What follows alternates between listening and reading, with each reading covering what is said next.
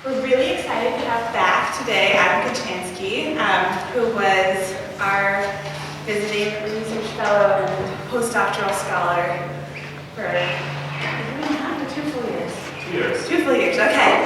But Adam is a postdoctoral fellow now in international relations at McGill University. He went back to his native Canada.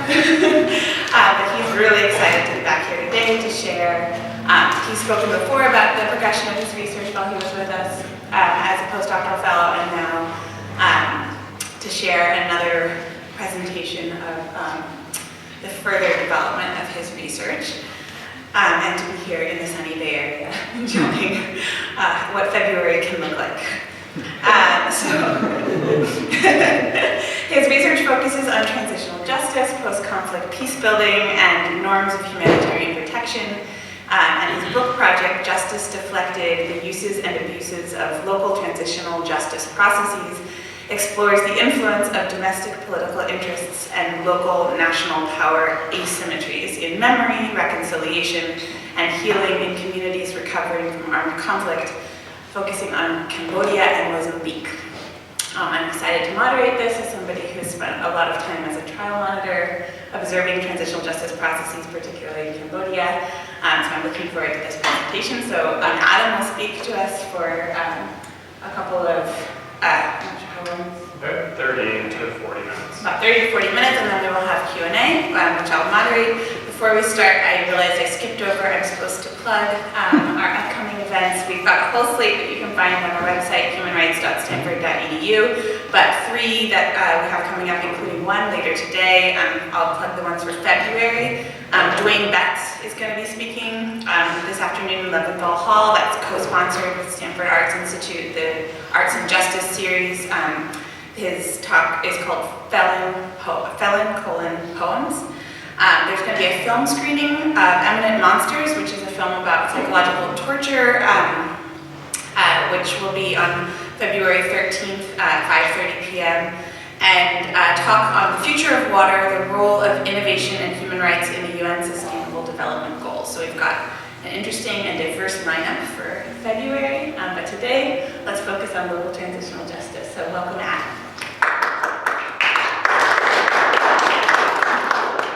Thank you very much, Penelope, for the introduction, and as well thanks to the Center for Human Rights and International Justice for having me, and as well the Center for African Studies for co-sponsoring this event. I'm delighted to be back on campus, especially given the harsh realities of winter that I'm now faced with in Montreal. It's great to be back in sunny California, and as well having this opportunity to share my research with you on what's a book project, an evolving book project that looks at the politics and the power of local transitional justice processes. And what I'll be arguing during the presentation is that local transitional justice processes can be used to deflect rather than to deliver the truth and justice. So over the last 3 decades, transitional justice, referring to the ways that countries emerging from periods of conflict and repression address large-scale or systematic human rights violations so numerous and so serious that the normal justice system will not be able to provide an adequate response. This field has grown into an enormous area of practice and scholarship. There have been a number of high-profile international tribunals that have been established around the world. Dozens of truth commissions have been established during this time, and also a number of countries have launched reparations programs for victims of mass crimes. In recent years, there's been a turn towards the local in transitional justice practice and scholarship. The need for local agency, solutions, and participation has been recognized at the highest policy levels of the UN. Most notably by the former Secretary General Kofi Annan, who proclaimed in a very influential report that due regard must be given to indigenous and informal traditions for administering justice or settling disputes. The local turn has also been evident in other major sectors of international policy, ranging from post-conflict peace building to international development. The need for local solutions has also been recognized in scholarly studies. A number of scholars have criticized the top-down imposition of trials and truth commissions, the liberal orientation of the field that's mostly preoccupied with democracy promotion and legal accountability, and the promotion of all of these Western goals over the actual everyday and development concerns of victims on the ground in communities. There has also been a growing recognition about the existence of a plurality of legal systems in a lot of countries and societies that are transitioning from war, which more often than not are not Western and are illiberal. But the reality of these local processes is far more complex. And this was nowhere more apparent than in Rwanda's experiment with the Gacaca courts, where the courts themselves veiled a state project to promote a particular version of history, and as well to reinforce the ruling party's power on the ground in communities. And the Gacaca experience raises several questions about how much do we actually know about the record of local transitional justice, and to what extent do a lot of these lofty assumptions about localizing transitional justice actually hold up? What's the empirical record? And in my research, I found that there have been 5 blind spots in existing scholarship on local transitional justice. And the first is the way that scholars, in particular legal scholars, tend to talk about the local as legal entities focusing on processes relating to due process, rather than treating them as political instruments. The second is that scholars often look at the potential that these local processes on the ground may reproduce dynamics of colonialism locally. It's often overlooked, for example, how local TJ efforts can reproduce colonial-era systems of administration and inequality, and or how they can also veil a neo-colonial project themselves. The third is that there's been insufficient detail to local national power asymmetries. The way that power is often conceptualized when looking at the local focuses more on the interaction between international and national level actors as opposed to between local and national actors. The fourth is that there's a penchant to take domestic political motives and interests at face value. While there's been a lot of work on Rwanda, and to a lesser extent, but also on northern Uganda, regarding the politics of local TJ, a lot less is known about how domestic political interests might shape these interventions on the ground in other contexts. And finally, there's a propensity to make lofty claims about their impact, and this isn't supported by evidence. As mentioned previously, assumptions about their effectiveness and the extent to which they actually represent the needs and priorities of victims on the ground are dubious.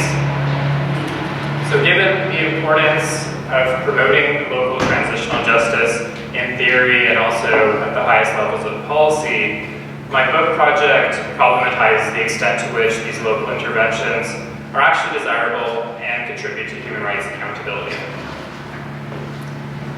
So the presentation is based on a larger book project that I've been working on here at Stanford, but continuing to work on it during my time at McGill, which looks at the politics of localizing transitional justice. And the work that I'll be presenting today, it builds on a previous presentation that I had earlier last year, which looked at Chapter 2. Today I'll be talking more about the theoretical framework of the book, and I'll also be talking about some of my findings from the 2 case studies, so the case study of Cambodia and also of Mozambique. To provide a brief overview of what I'll be talking about, very briefly at the beginning I'll go over a few conceptual issues, and then I'll unpack what I call a theory of distortional framing. Then I'll move to some of the findings from both the Cambodian and Mozambican cases, and then at the end I'll offer a few concluding remarks about what the implications of this distortional framing that I'll be talking about has for the research and practice of local transitional justice processes. So, the big conceptual issue when working on local transitional justice is to pinpoint exactly where the local is. And this is a bit of a challenge because there hasn't been too many definitions, and the scholars who have been working on local transitional justice tend to talk about them in different ways. They can refer to them variably as local, as community-based, as victim-centered, hybrid, grassroots, all of these different things. A part of why scholars have had difficulty pinpointing where the local is and talking about conceptually what the local is because the local is very complex. Oftentimes these processes, they span a number of different divides. They implicate local, national, and international actors. Ideas about how to localize transitional justice can be implemented from the top down, or they can be more grassroots initiatives that come from the bottom up.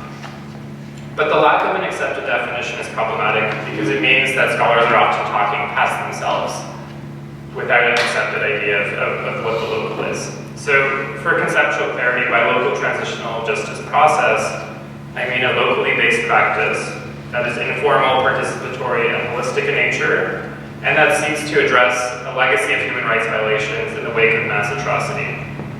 I see these processes as being dynamic and open-ended, and I also acknowledge that they often bridge local, national, and international divides.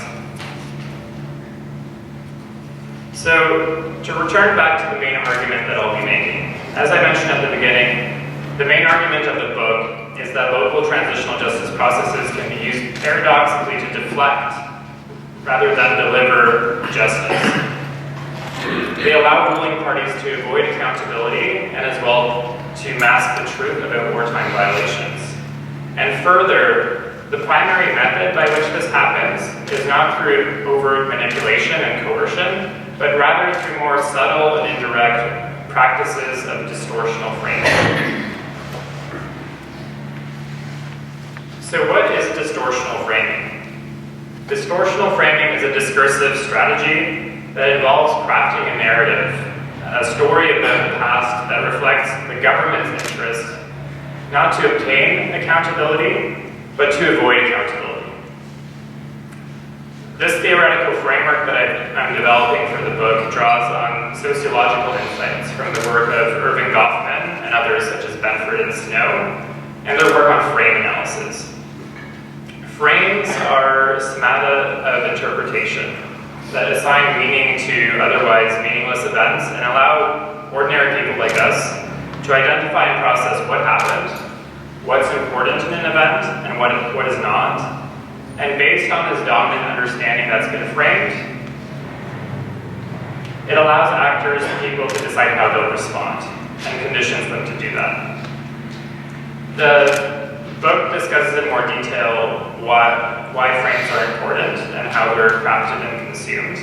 It also explains how they can become hegemonic and the only understanding of a situation, such as the causes and consequences of a civil war over a period of time. In international relations theory, because I am a political scientist, frames have often been used to discuss the way that social movements frame specific issues in order to achieve an international policy outcome. So say banning landmines or ending apartheid in South Africa.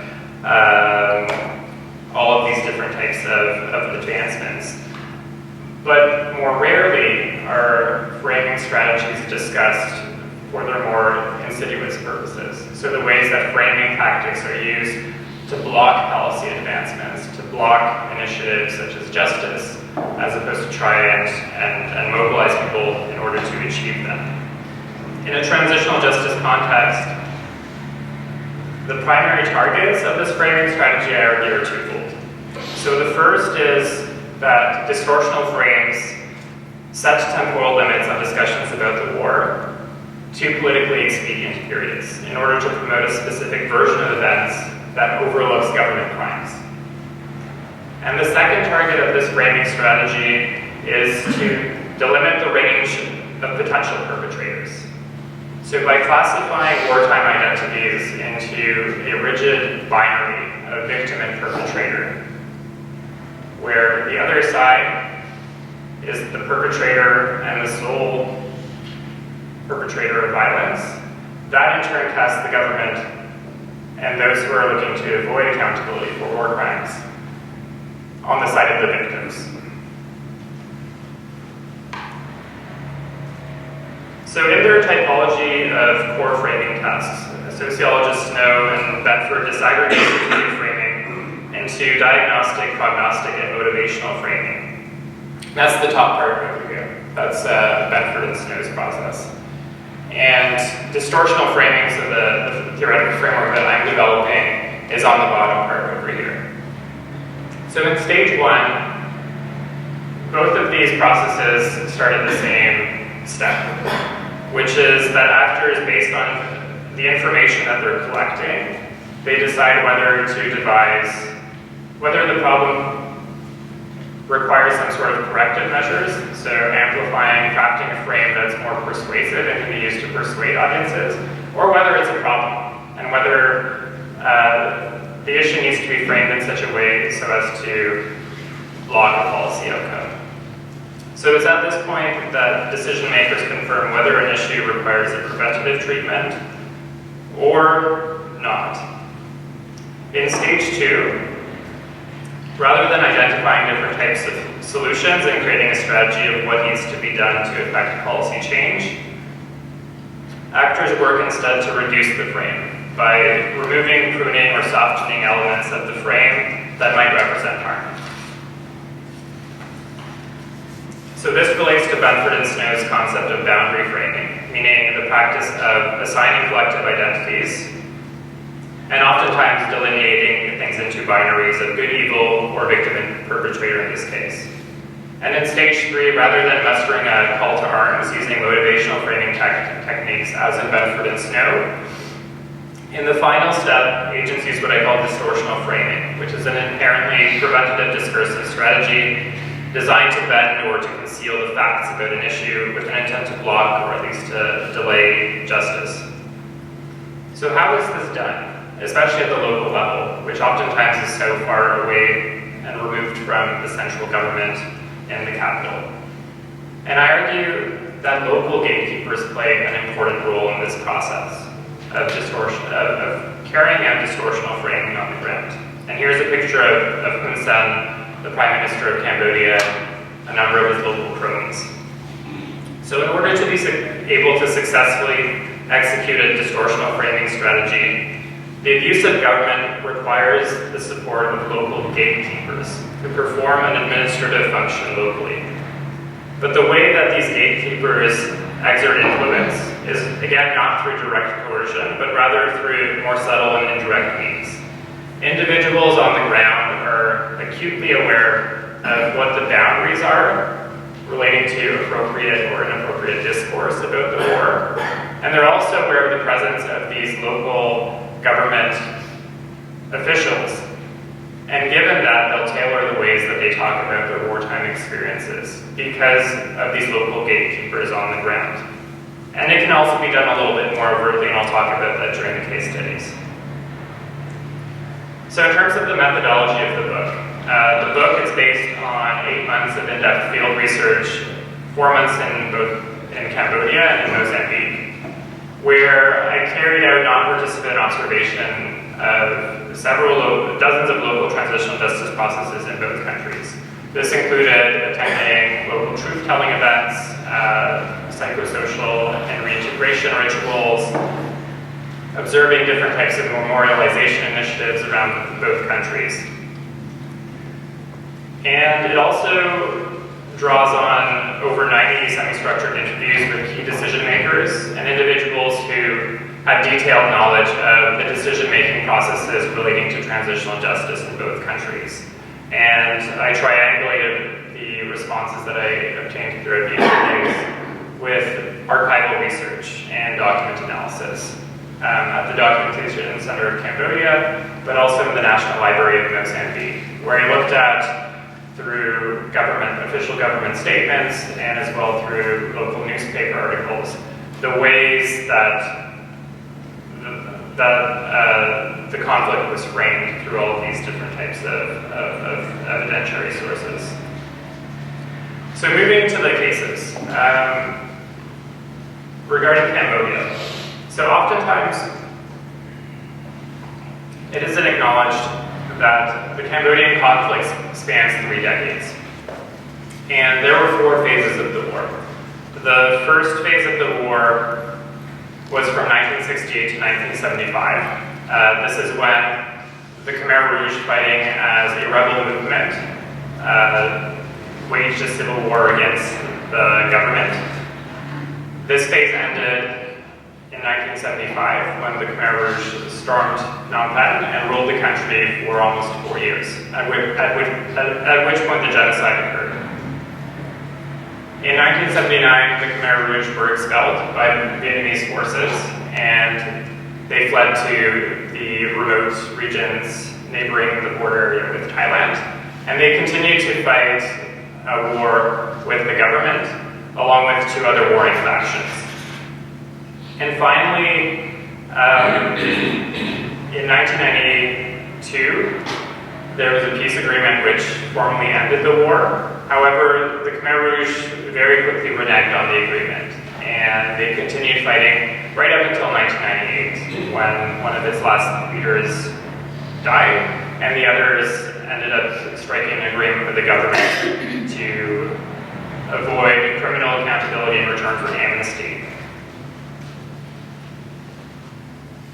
So the way that the Cambodian conflict has been framed by the ruling Cambodian People's Party is that it's actually worked to distort the framing of the Cambodian War in 2 ways.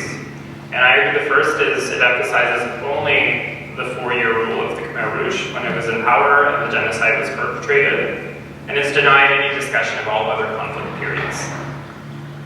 And the second is that it's shifted the responsibility for all human rights violations carried out during nearly 30 years of conflict exclusively onto the senior-most leadership of the Khmer Rouge.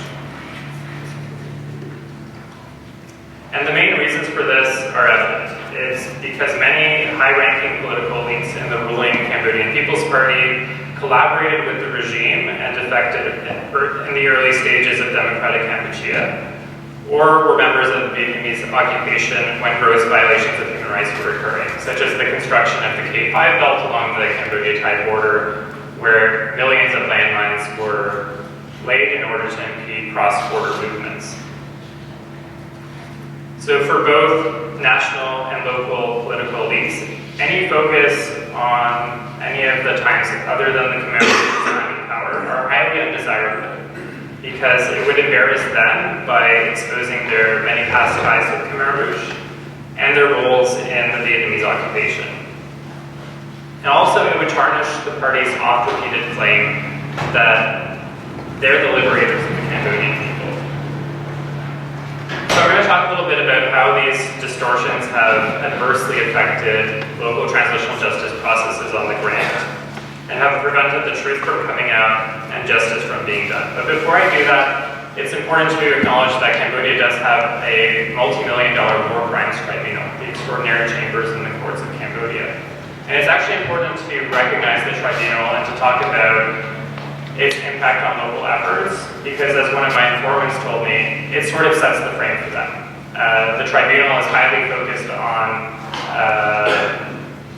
prosecuting the senior-most leaders of the Khmer Rouge, and also its temporal scope is also limited to the 1975 to 1979 period. But what that's done is, for many of the local civil society organizations, it's created this frame, this understanding of what transitional is, what it's not, and what it should intend to do.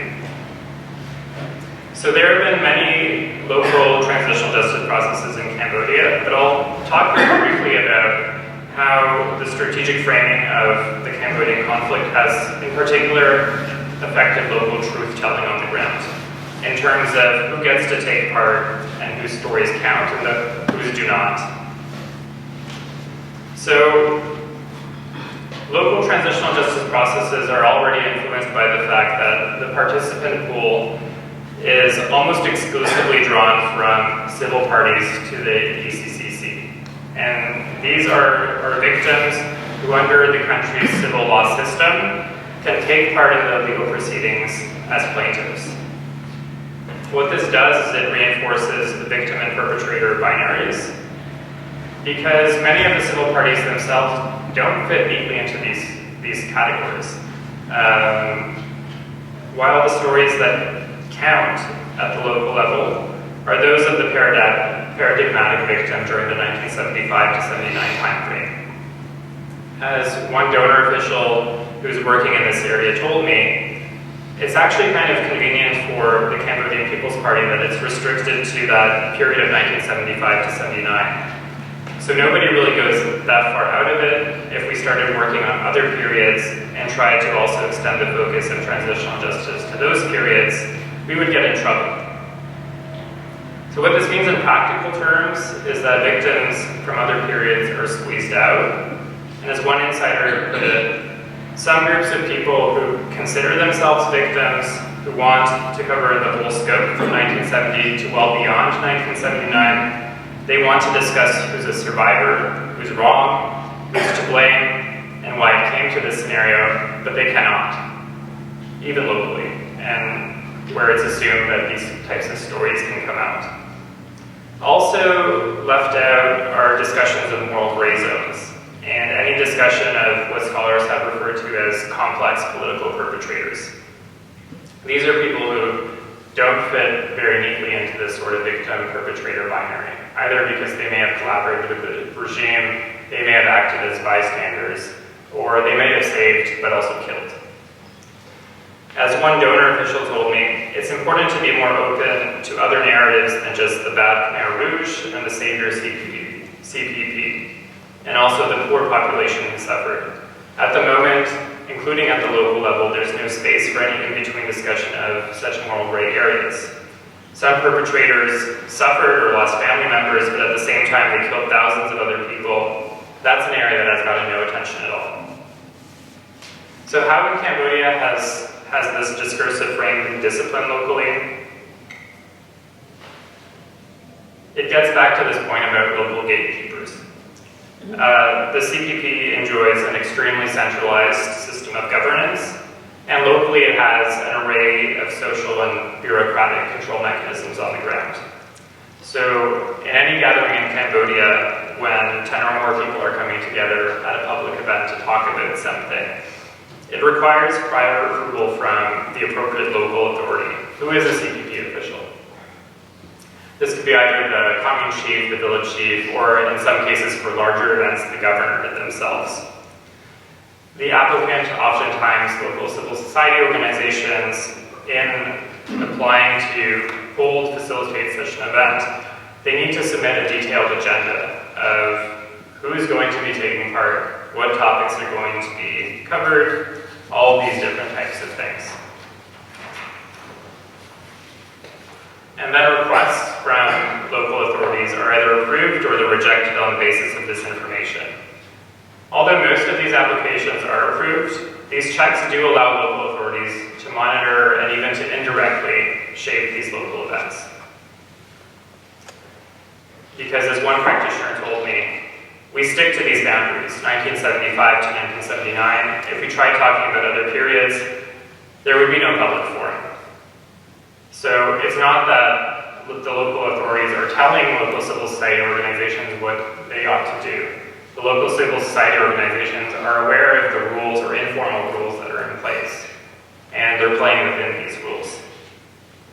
Another local practitioner echoed this statement. It was not easy. Every time we had to explain the whole concept, the setting, the target group, the level of discussion, and guarantee that we would not identify individual persons. We also had to explain to the CPP how we would manage to control the situation if someone stepped out of line. Now turning to the Mozambican case. So, in Mozambique, there have been over 5 decades of fighting and 4 distinct phases of conflict. The first relates to Frelimo's, so the ruling party's liberation war against colonial administration. The second phase of the war is marked by the immediate post-independence period, when Frelimo, now in power, carried out a significant repression campaign against the populations in attempting to re-engineer the country into a Marxist-Leninist country. Many dissidents were murdered, others were expelled to re-education camps in the north, and this fomented a lot of local anger towards the government. In 1977, the third and most popularized period phase of the war began, and this involved the arming of a rebel group by South Rhodesia, which was later funded by the South Africans, Renamo, who waged a 15-year war against the government. Over 1 million people died, vicious atrocities were carried out by all sides, and the war ended in 1992 with a peace agreement, and there was a tenuous peace, a strong peace, for 20 years. In 2012, Renamo, who had not given up all of their arms during the demobilization and reintegration process, and had lost in 4 elections, they returned to war and launched a new insurgency against the government. The ways that Frelimo has distorted the framing of Mozambican's war are in some ways similar to that of Cambodia. So it's related to the denial of public discussion of the immediate post-Cold War period, when it perpetrated a lot of abuses. And it's also stressed the initial years of the war, when external support for Renamo was the highest. Around 1982, during that conflict, Renamo ended up taking on, the war ended up taking on somewhat more of an internal dimension, with Renamo gaining support locally for its movement, and at that time, that's when the rebel movement swelled from a group of several thousand to 25,000 combatants. And Frelimo doesn't want people talking about that.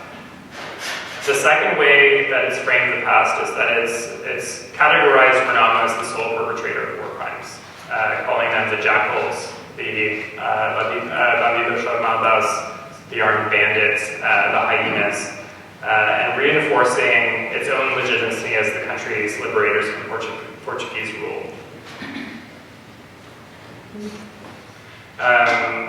So I'm going to talk a little bit about the transitional justice process in Mozambique, and it's been very different from that in Cambodia.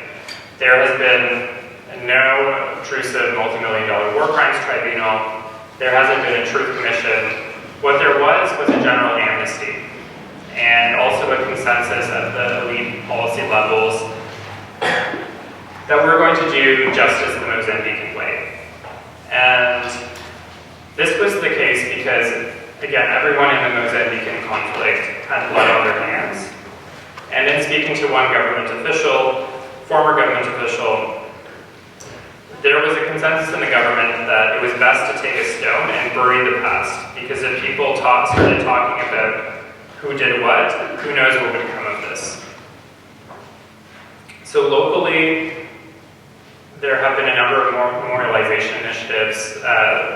These cases, despite the amnesty, a few of them have been brought before traditional courts. And also, there was a wide variety of psychosocial healing and reintegration mechanisms, mostly to repatriate child soldiers and other combatants back into their communities. And the way that the distortional framing of the conflict has played out in Mozambique has been a little bit different in comparison to Cambodia. This sort of rigid victim-perpetrator binary hasn't really emerged in the Mozambican case. Instead, given that people are aware of these lines between appropriate and inappropriate discourse, the way that people talk about responsibility are more through ambiguous sort of terms. So, the guilty party isn't Renamo or Frelimo, it's the war. And guilt hasn't been ascribed to either side, and everyone has been sort of absolved through that. So in terms of the implications for policy and for future research of my study, it has several implications and important implications for policy, especially given that individuals at the elite policy level continue to be promoting local transitional justice processes on the ground. So the first is that It shows that local processes can be taken at face value, and it reveals how they've been distorted into disparate settings. We know about the Rwandan and the Northern Ugandan cases, but the study shows that this is actually a far more prevalent phenomenon than scholars tend to acknowledge. And we need to be a lot more cautious, and a lot more research needs to be done before such sweeping statements can be made that we need to be doing more of this local stuff than not. The second is that it raises questions about the circumstances that enable justice deflection locally. Why does this happen? And as well, how these local processes can advance different types of political interests and also reinforce different types of power imbalances on the ground. The study calls for the attention to the need to consider not only the influence of domestic political elites, but also the way that local authorities can play a very pivotal role in this process. And the third is that it calls for more systematic study of these local transitional justice processes, because we don't know much about their empirical record yet in order to support some of these lofty claims that are being made. Studying the local is a very difficult and time-consuming process. It requires on-the-ground ethnographic type research. Many of the countries in which these local practices happen, there tends to be a tendency to make grand statements about one type of institution that's happening, but there can be several different types of local practices that are taking place within a province or even within a village. But more of this type of research needs to be done before these types of sweeping claims can be made in advance, in order to understand how they work, in what cases they work better, and all of these different things. And finally, the study contributes to the literature on discursive framing. It develops a theoretical framework of preventative framing techniques that can be used to create distortions in narratives. And this is a particularly salient contribution in today's age of disinformation that we see in America, that we see globally with regards to certain issue areas, such as efforts to stop climate change and also to control the spread of small arms. The theoretical framework, it provides a tool through which we can make sense of the ways that new forms of technology and media are being used to perpetuate these distortions and have impacts on really important political events. So I'm going to stop there. I'm going to open it up for questions and also comments. Again, this is very much an evolving project, so I look forward to your feedback, any questions that you may have, any insights that you might have from other cases. Thank you very much.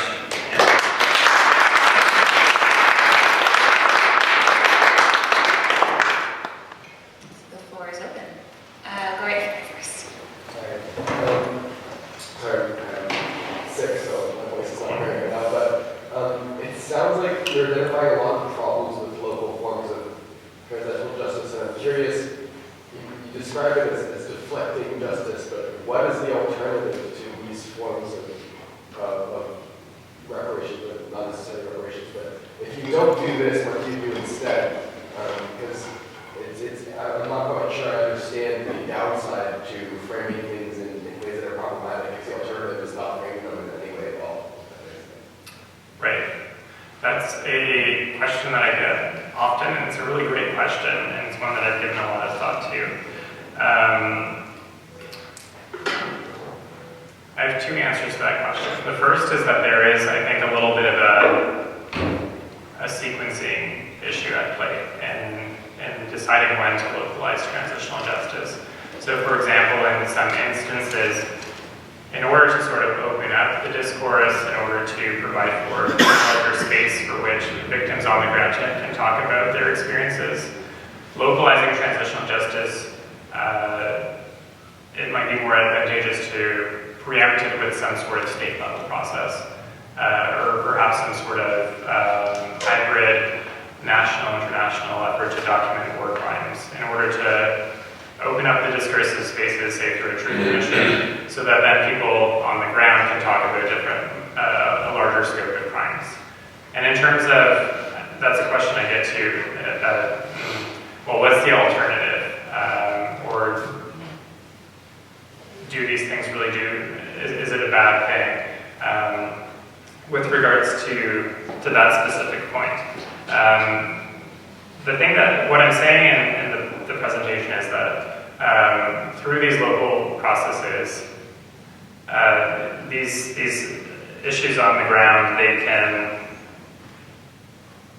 rather than perform a productive role in, say, opening up these types of spaces for dialogue on the ground, what they can actually do is that they can actively work to reinforce government's version of events that then moves the accountability effort further away from justice and the truth. It actually actively contributes to creating distortions of the past, so that, say, the root causes of conflict are not as well understood, and that in some cases that this could contribute to actually then the reversion of war, as in the Mozambican case.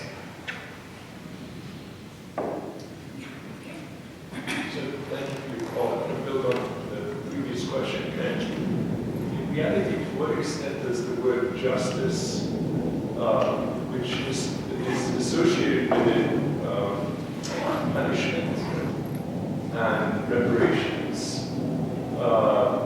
actually serve as an impediment to the healing that needs to occur after a conflict? And are we not really expecting too much by even creating this by having this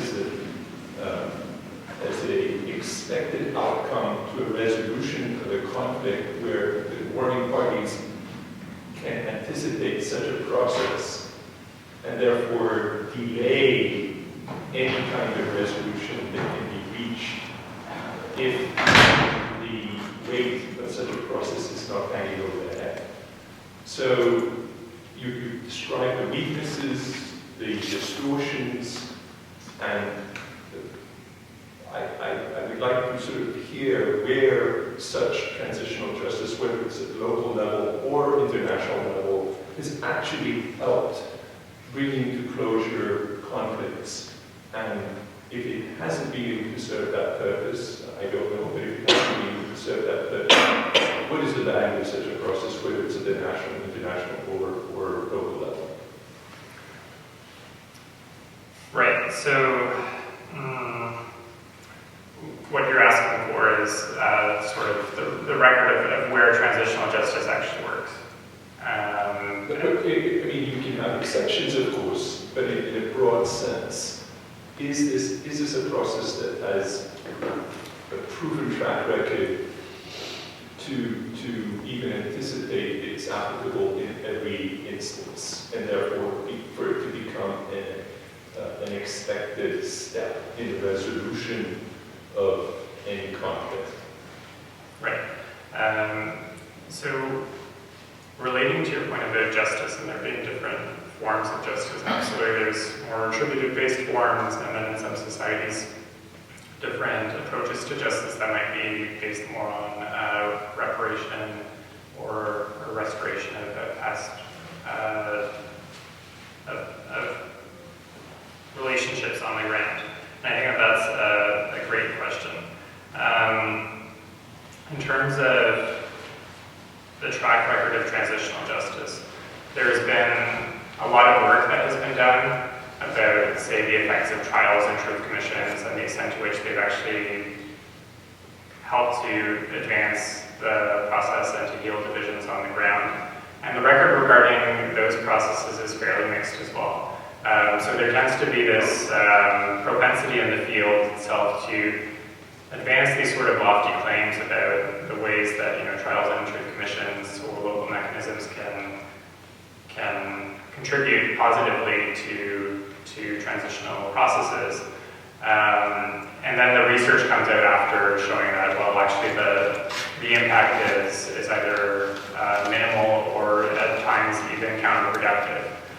But what some of the research has shown that has been helpful is showing how different combinations of transitional justice mechanisms used at different times temporally in the post-transition process, how these sort of issues of timing and sequencing have created for more productive outcomes on the ground. And I think that that's where a lot more research needs to be done to sort of figure out, again, how local processes can be combined, say, with state-level interventions so that they can have a positive rather than a negative effect. Does that answer? Yes. Okay. Yeah, Justin? I was curious to hear your intuition, and well, thank you first, it's so good to have you back.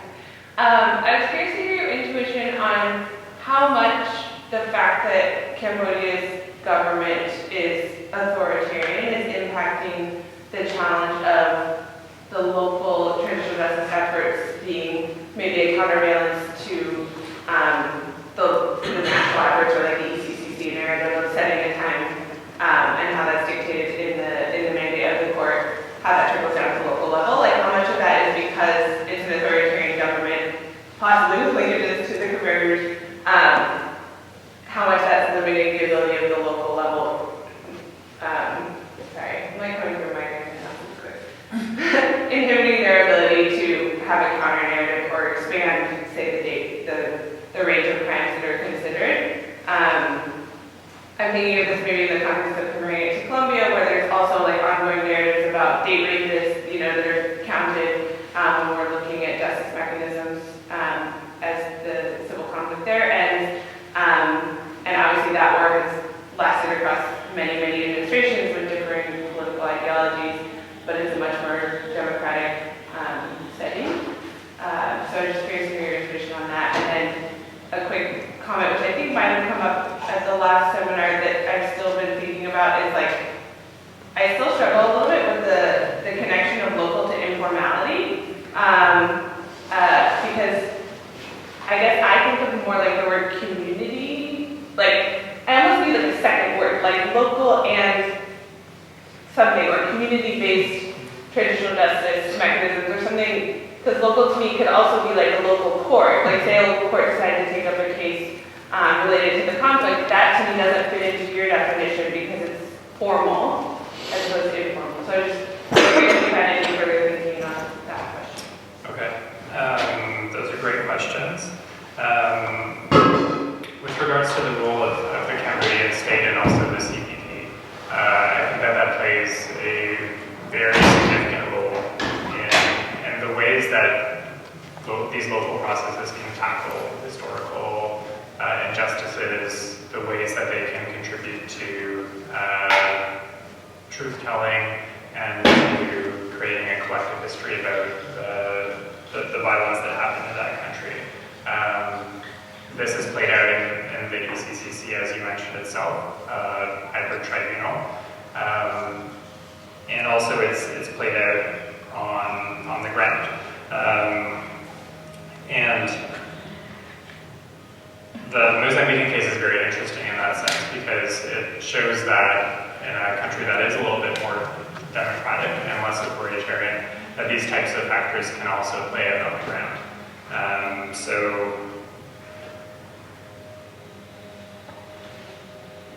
yeah, with regards to the level of informality around local transitional justice processes, that is something that I'm still grappling with a little bit with regards to that sort of informal-formal divide, and it does sort of raise the sort of point about how messy it is to kind of pinpoint where the local is, because even some of the traditional courts that you mentioned are local courts. Some of them, they can be taking place within the sort of state system, but other times they might not. So I'm still kind of working around how to sort of reconcile that. I think a follow-up with Jesse's first question. There's another aspect to sort of, you chose two case studies that both involve states with a history of extreme Marxist governments. So notwithstanding sort of what the current state is of the government, sort of lean authoritarian or democratic, there's this history of like what they're transitioning from and what that tradition is. And of course, transitional justice can describe transition on all kinds of different authoritarian states, violent armed conflict, different kinds of repression, different kinds of sources of conflict. And I wonder if, I would imagine that there's different insights to be gleaned from diversifying case studies, where you would see sort of the uses and abuses, as you frame it, of local transitional justice processes, perhaps differently if the political sort of tradition that they're transitioning out of were perhaps not such an extreme ideology that is inherently repressive itself.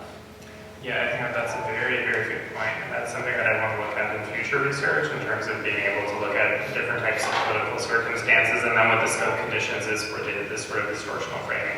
I have a hypothesis that, say, in countries where there's a very long-standing history of organization on the ground, labor movements, strong civil society and social movements, such as in some Latin American countries, that perhaps this might be different. But at the same time, I've always been surprised in my study of transitional justice, the extent to which any forms of government, including the Canadian government, have actively participated in distorting the past and bending the past so that it creates a favorable narrative of its role. In Canada, I've seen this through the TRC process, where it's attempted to sort of, in some ways, whitewash the state's role in carrying out abuses against First Nations populations. So it would be very interesting. I think it would be very interesting to look at the scope conditions of this and the extent to which this is limited to, say, authoritarian or post-Marxist cases. But there also might be a broader argument about how this is something that policymakers need to be mindful in all contexts and to think through different types of ways how these distortions can be broken.